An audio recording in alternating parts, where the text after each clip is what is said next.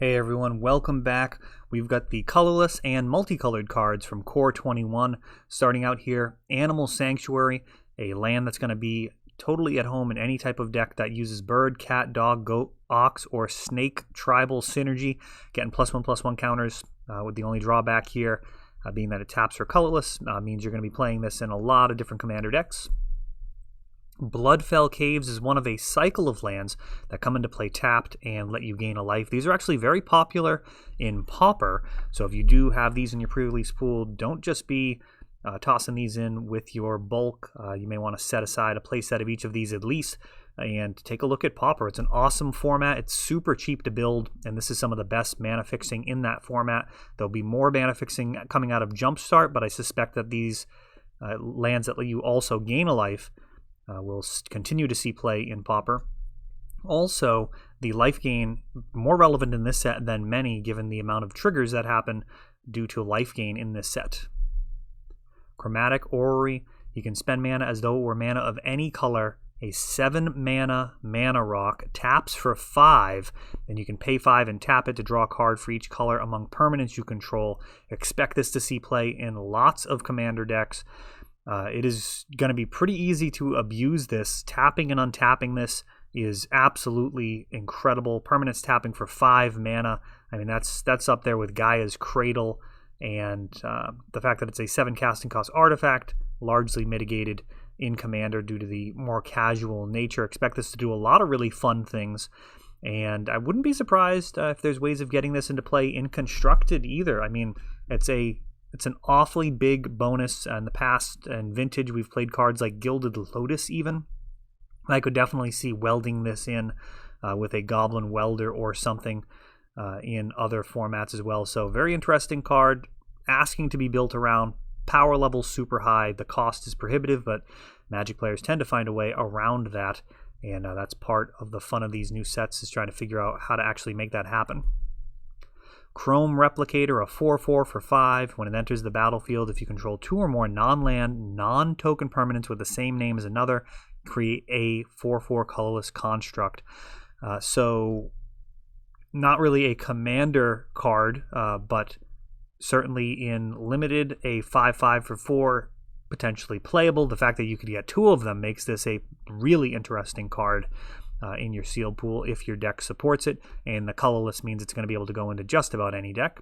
Of course, if you can repeatedly use this ETB trigger, I mean, that is a big upside for an enter the battlefield trigger. Epitaph Golem, a 5 casting cost, 3/5 with an upside of pretty much never losing to mill. Putting target card from your graveyard on the bottom of your library. Even if your opponent's able to mill your entire deck, during your upkeep you can put the best card on the bottom of your library. May also have some more casual applications, potentially putting a Time Warp as the bottom card of your library when you've got no other cards in your deck. This is a fun ability tacked onto a creature. We've had this ability in the past in other cards, like I think it's Mist Veil Plane or something like that. But putting the card on the bottom of your library is a solid foil to the mill strategy. And if you've got this one in your pool, keep it in mind. If it's not good enough to main deck for you, it could be a sideboard option if you do run up against a mill deck. Fabled Passage. This is a misprint that I think may be an error, a mistake. It's already in Thrones, guys. Like, it's already in a booster pack on the shelf that your MSRP is $4 for that booster pack, and nobody gets the $4. Like, you go online, they're selling for way cheaper. So I just don't see it. I'm not a fan of devaluing those Thrones packs. They've already lost Oko. They've had a couple of other hits in there, and I'm just not a fan. I don't know. I guess it's to try and keep this card in... it's not even to keep the card in standard longer. I just don't understand this reprint this soon. I guess it's fine if opening a booster box actually gets you some value. Like, that would be nice if opening up a booster box actually was a worthwhile thing. It's usually not. The booster packs, to open them, even as a vendor, it's not necessarily worth it to open it. I mean, if you're not getting $80, $90 worth of buy list out of that box, that's a disaster, and it's really not going to happen. Forgotten Sentinel, 4/3 for 4 that enters the battlefield tapped, playable filler card in your pre-release pool. Maze Mine Tome, the 2 casting cost artifact, allows you to scry and potentially draw cards. Also, if there are 4 or more page counters on it, you exile it and you gain 4 life. So you're basically deciding whether or not you're going to be drawing extra cards or scrying with it, and eventually cashing it out for some life. This feels like the type of card that in the past could potentially be solid in control. It would be very good in a really like old school, like JM Tome is one of the best cards in that. That costs 4 and then you pay 4 and tap it to draw a card. So this is a very inexpensive tome that has a time limit on it unless you somehow mitigate the counters. Meteorite, I would be surprised if this one ends up being way better than people think. I'll be interested to see what that does like in standard. Meteorite, when it enters the battlefield, do 2 damage to any target. Also fixes your mana. This is a card that's been very good in sealed pools in the past. A little bit worse in draft as you're more focused, so you don't need as mana fixing as much, and you also tend to be a little bit faster, so the 5 mana to do 2 is a little bit worse of a value in draft in general, but in sealed deck, this type of card I'm generally very happy to be sleeving up, especially if I've got some cards that splash for high value.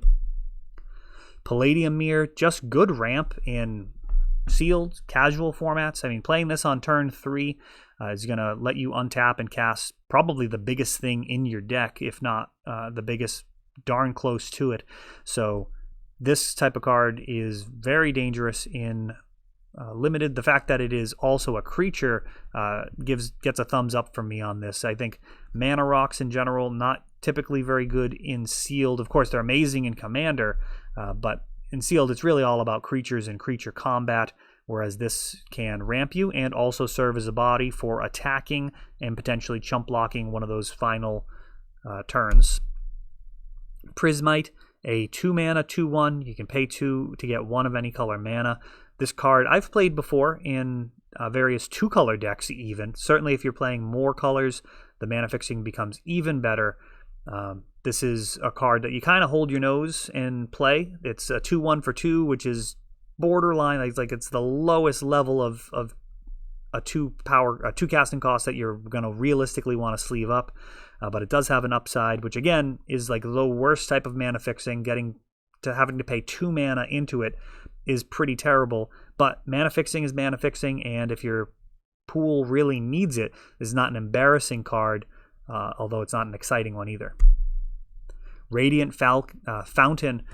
They found a way to make this relevant. Gaining 2 life off of this could do a lot toward triggering cards. You just need 1 extra point of life gain off of a lifelink creature, and you're going to be getting your triggers on a variety of cards in this set. If your mana base is solid enough, you could definitely play this card in your sealed pool. Short Sword. I don't know if this is a reprint or not. One to get +1/+1 and equip for 1. I mean, this actually seems really good. Let me know if it's a reprint. I didn't even check, but I mean, Bone Splitter was one of the best equipments ever at 1 mana, and then give it +2/+0. This doesn't seem half bad. I would definitely play this in an aggressive deck. Just that 1 mana, you can pass it around, go on offense with it, pass it on to your blocker that needs that bump. Yeah, I think this is a nice, solid printing here. I'm not sure if it's a reprint or not. I haven't done nearly as much drafting in those middle sets in between.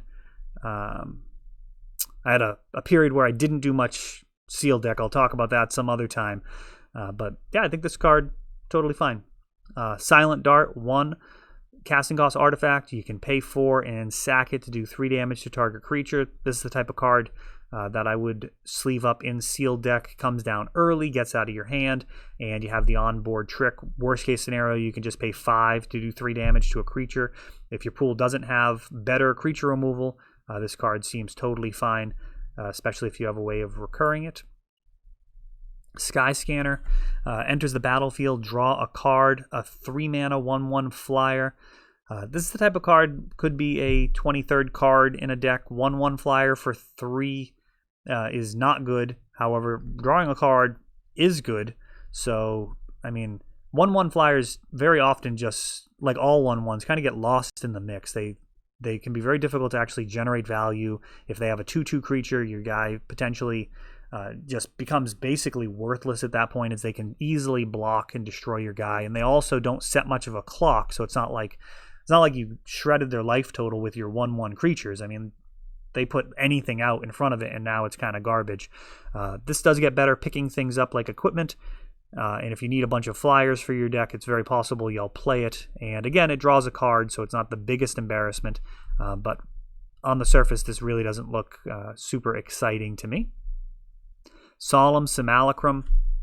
This seems much better in terms of fixing. For 1 more mana, you get a 2/2, which is actually capable of finishing a game in a reasonable amount of time, cuts it in half. You also search your library for a basic land, put it in tapped, and when it dies, you draw a card. I'm a fan. This card's been literally vintage playable before. The fact that this is going to fix your mana and draw a card when it dies, hopefully trading, it makes this like a 3-for-1 if you trade with a 2/2 creature. Yeah, big thumbs up on this one. Different art, kind of an Ultron feel on this one. Excellent artist. Donato has done some of the more noteworthy art in the recent years, and it's tough to get upset about it. I don't like the invitational cards being rebranded without the original art, but I guess that's just the world that we're in, and as far as art goes, this stands just fine. The Sparkhunter Manticore is an additional cost. You discard a card. It's different than the original Manticore. You're just discarding once, which is really not the end of the world. If you've got some type of value off of discarding the card, not bad. A 3-mana 3/4 is very solid stats. Protection from planeswalkers, and it also goes after those planeswalkers for 1 mana. The fact that it can become indestructible for 3, I think this is probably worth the drawback. As long as you're not playing against something like blue where they can be bouncing it, that would be embarrassing. But anything short of that, this guy could be totally fine. I mean, he can stay home and stop anything. You can be swinging without fear of any type of lost Sparkhunter Manticore. I mean, he's going to be indestructible. And very often with this type of effect, what you're going to see, remember, 3 mana is a lot for that effect potentially, but you're probably not going to have to pay it. Like if you swing and they've got like a pair of 3/3s, they're not going to double block. Like it's not like you're actually going to pay the 3. They're just going to let it through more often than not. So those type of effects on cards very often don't actually need to be used. It's just the threat of using them changes how your opponent has to play against the card. Temple of Epiphany. We've got all of the enemy temples now in Pioneer, and this is just one of the 5 in this set. Not a super exciting print unless you were a Pioneer player waiting for this to finally happen. It's here, and I don't expect much fanfare for that. I don't expect them to be particularly valuable either. Tormod Script, vintage playable card here. This is amongst the best graveyard hate ever printed. It's also one of the first ever printed way back in the dark. And yeah, it goes after your opponent's graveyard, all of it for 0 mana. And in some formats, it's actually not fast enough. Sometimes it's actually too slow to have to wait until your turn. They may be using their graveyard on the first turn to disastrous effect. So this is something that is going to be a sideboard option in now standard in all sets moving forward. And, it's not too much to say. It does what it's supposed to do unless things are incredibly busted, in which case then you need something like a Surgical or a Leyline of the Void or Fairy Macabre or something even faster. Ugin the Spirit Dragon, big reprint. Big drop in price. This is certainly going to crater in price. We'll see what happens depending on how much of this gets opened. The card that I would look probably most closely at is the Crucible of Worlds, if I was going to try and get some sense of the cost of this card monetarily and in terms of where we can expect to see it go. This is printed at Mythic. And yeah, I mean, it's definitely a card that people wanted, and that's it. I mean, it's the reprints for these can be done for multiple reasons. They can bring cards into Pioneer and Standard, and that's an upside.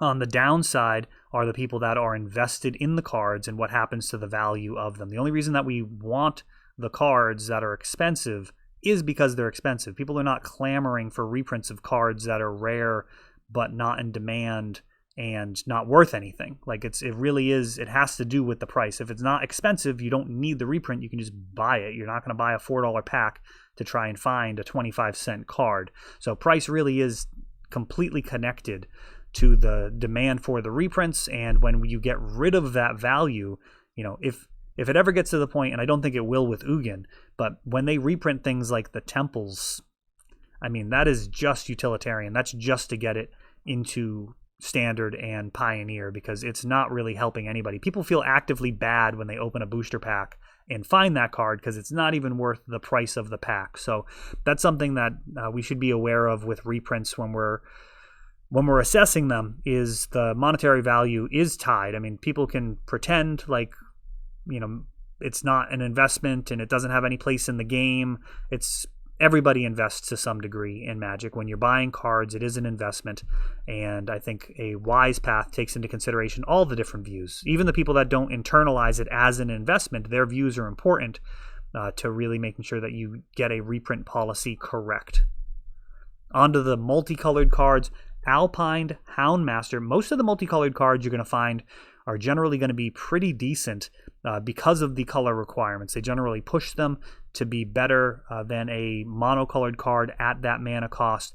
And here we see for a red and a white, Alpine Huntmaster enters the battlefield. You search your library for another Alpine Watchdog or a card named Ignatius Kerr and reveal them and put it into your hand. I'm sorry, Alpine Watchdog. So either one of those dogs as featured in the art, and whenever it attacks, it gets +X/+O, where X is the number of other attacking creatures. So an excellent aggressive creature.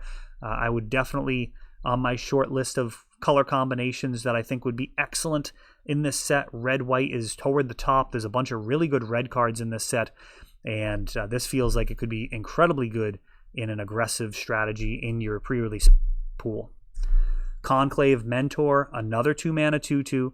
This one says if one or more +1/+1 counters would be put on a creature you control, that many +1/+1 counters +1 are put on instead, and when it dies, you gain life equal to its power. Again, quality bear here with a hardened scales tacked on.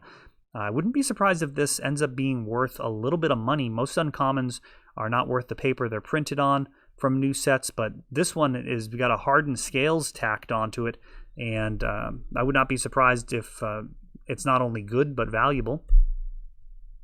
Direfleet Warmonger, a 3-mana 3/3. At the beginning of combat on your turn, you can sacrifice another creature to give this guy +2/+2 and trample. Going through this set, I don't know that there's enough bodies to make this super exciting, especially black-red. I mean, a 3-mana 5/5 will get the game over very, very quickly, so it's possible that you're going to be using this ability to sacrifice cheap creatures and really push through the damage, particularly with that trample. Definitely a skill testing card. You can do this terribly wrong, sacrificing your creatures and getting 2-for-1, or just doing it at the wrong time. So this is an interesting card, and it seems like you can do things horribly with it, so I'm generally in favor of those. Anything that is skill required, generally good for the game. Experimental Overload, a 4-mana sorcery, and it ends up creating a blue and red weird creature token whose power and toughness are equal to the number of instants and sorceries in your graveyard. Not really easy to make this be effective in your pre-release kit.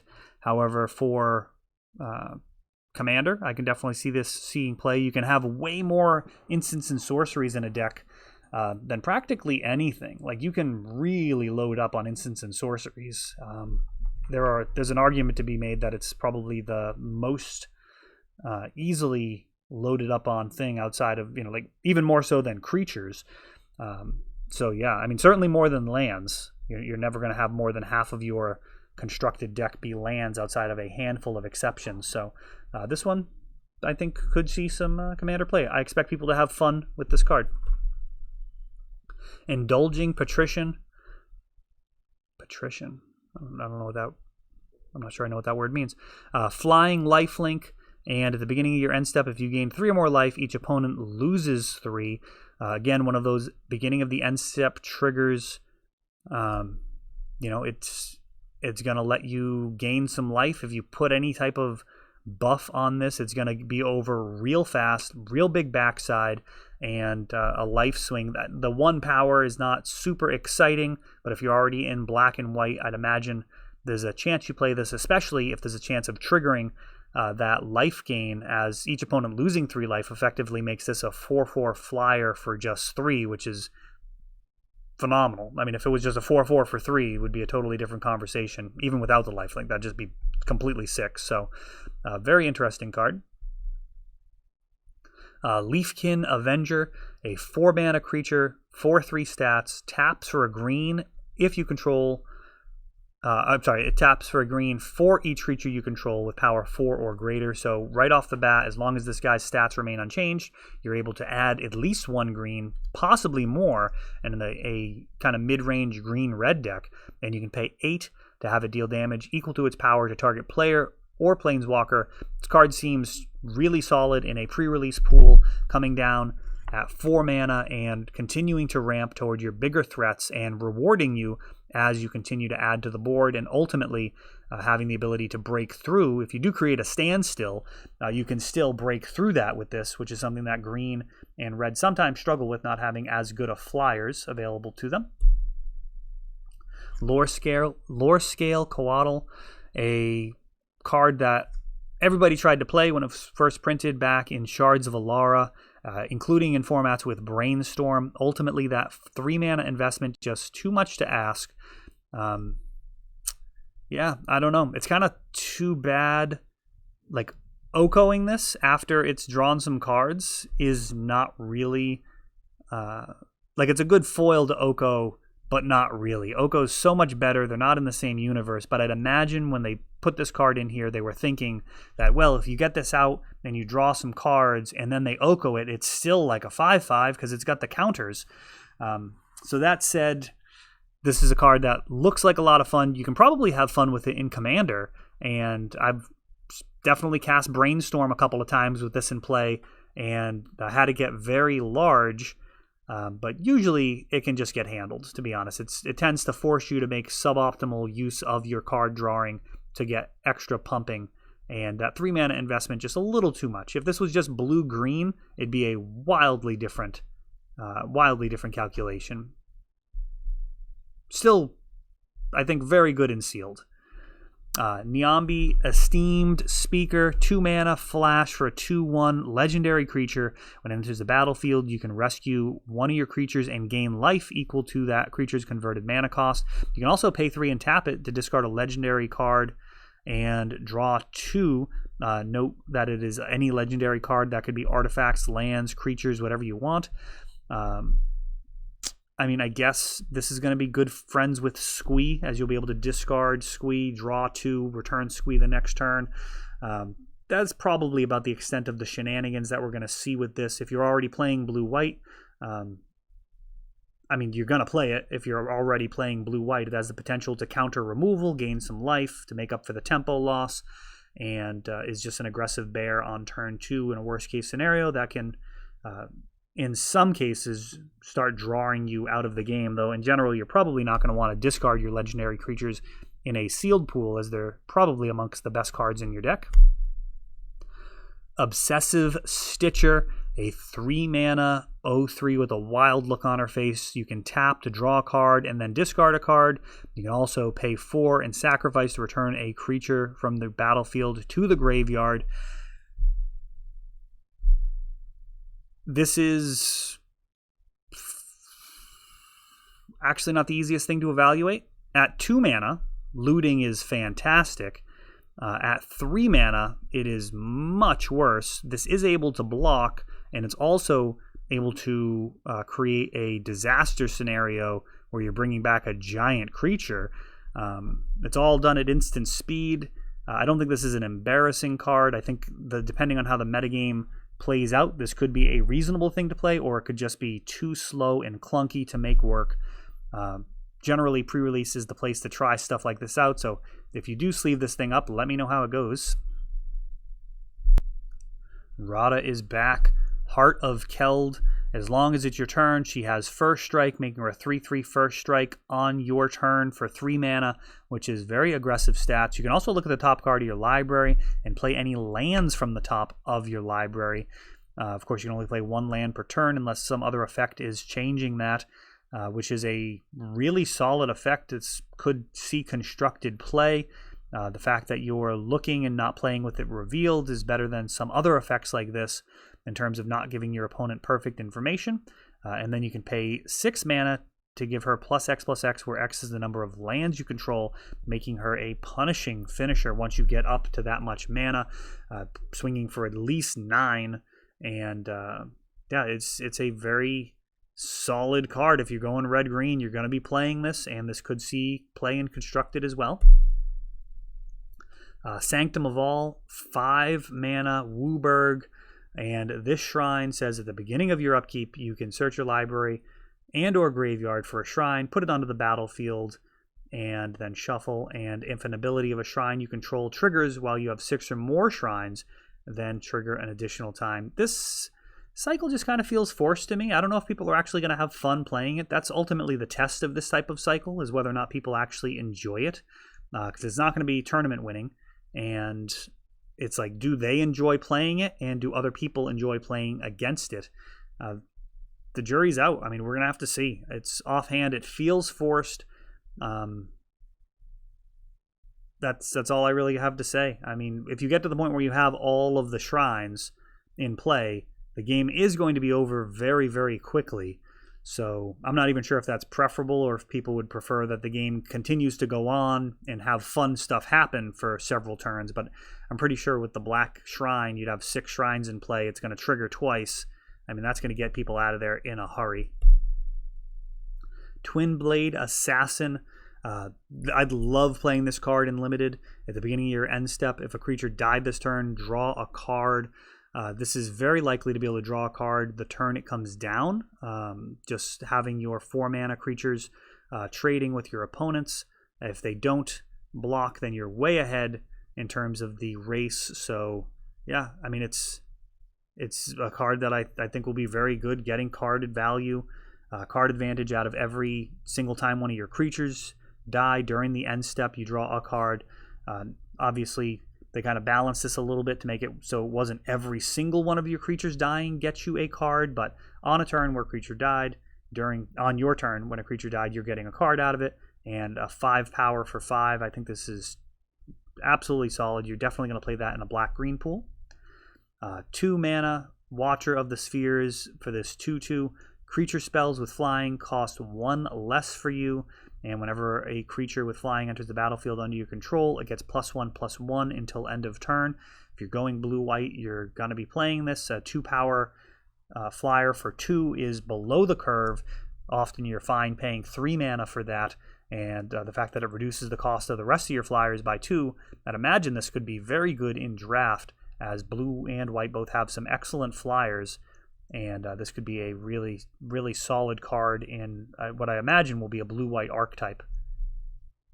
And we're back to Animal Sanctuary. So that is it. That is all of our cards from Core 21. I'm going to take a look at Jumpstart and get ready to spoil that, as that set has some just absolutely incredibly good cards, reprints, and new printings as well. So that is it. Thanks for watching, guys.